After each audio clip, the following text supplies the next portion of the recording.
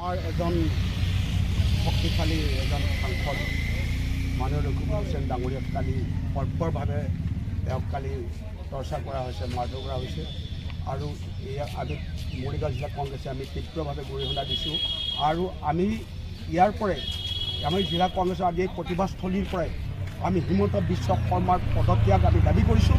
এই চৰকাৰ বৰখাস্ত কৰিব লাগে। আমি তাৰ বাবে আমি তীব্ৰ প্ৰতিবাদ কৰিছোঁ আৰু ইয়াৰ বাবে আমি জিলা কমিশ্যনাৰ জৰিয়তে আমি ৰাজ্যপাললৈ আমি মেম'ৰাণ্ডাম আজি আমি প্ৰেৰণ কৰিম আৰু আজি আমাৰ এই প্ৰটেষ্টৰ মূল উদ্দেশ্য এইটো। আৰু তেওঁলোকে পদক্ষেপ ল'ব লাগে। আজি 5 জনে নহয়, মুখত যিহেতু কোলা কাপোৰ বান্ধি তেওঁলোকে আক্ৰমণ কৰিছে, সেইসকলক অতি শীঘ্ৰে কৰায়ত্ব কৰিব লাগে আৰু যিমান কেইজন এই ঘটনাৰ লগত জড়িত অতি সোনকালে তদন্ত কৰি তেওঁলোকক উচিত শাস্তি ব্যৱস্থা কৰিব বুলি আমি আশা ৰাখিলোঁ গৃহমন্ত্ৰী আৰু অসম চৰকাৰৰ ওপৰত। PSOগৰাকীক বৰ্বৰভাৱে প্ৰহাৰ কৰা দৃষ্টিগোচৰ হৈছে। মানে এইটো অসম আৰক্ষীৰ এটা বৰ লজ্জিতৰ ঘটনা।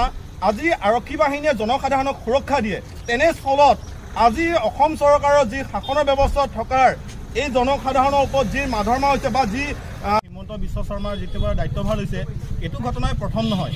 ইয়াৰ আগতো বহু ঘটনা এনেকুৱা পৰিস্থিতি আমাৰ প্ৰদেশ কংগ্ৰেছৰ সভাপতিৰ লগতো হৈছে। এইটো খুব মানে নিন্দনীয় ঘটনা, য'ত এজন জনপ্ৰতিনিধিয়ে সুৰক্ষিত নহয়, আমি সাধাৰণ জনতা কেনেকৈ সুৰক্ষিত হ'ম। তো আমি অতি সোনকালে মাননীয় মুখ্যমন্ত্ৰী আৰু আমি অসম চৰকাৰক জনাব বিচাৰিছোঁ যে যিকেইজন গুণ্ডা ভেৰণীয়া বাহিনীয়ে আজি এনে এজন আমাৰ জনপ্ৰতিনিধিক ৰকিবুল হুছেইন ডাঙৰীয়াক যি প্ৰহাৰ কৰিলে, যি প্ৰাণৰ ভাবুকি সৃষ্টি কৰিলে, তেওঁলোকক অতি সোনকালে কৰায়ত্ব কৰিব লাগে বুলি আমি যুৱ কংগ্ৰেছ